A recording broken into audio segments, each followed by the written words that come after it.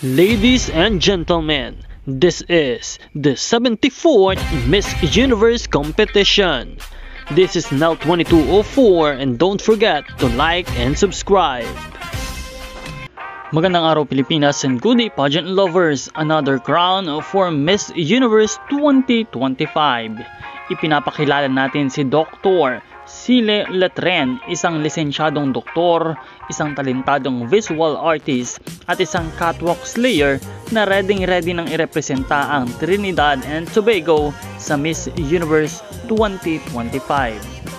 Hindi lang basta rampadora, sinasabi ng ilan siya raw ang isa sa pinaka multidimensional delegates ngayong taon.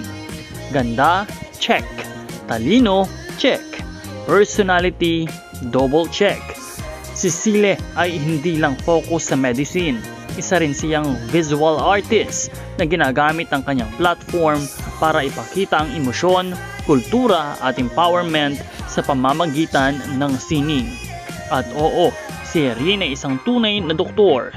Ibig sabihin sa stage ng Miss Universe, hindi lamang beauty queen ang makikita mo, kundi isang frontliner na may puso sa serbisyo.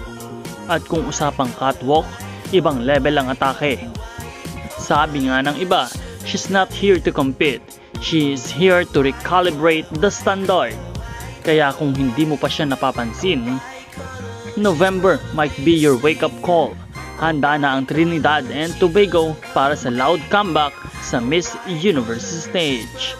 Ano ang masasabi mo kay Dr. Sile Letren? Pasok ba siya sa top 10 mo this early? Comment down below at huwag kalimutan na mag-subscribe para sa iba pang Miss Universe 2025 updates.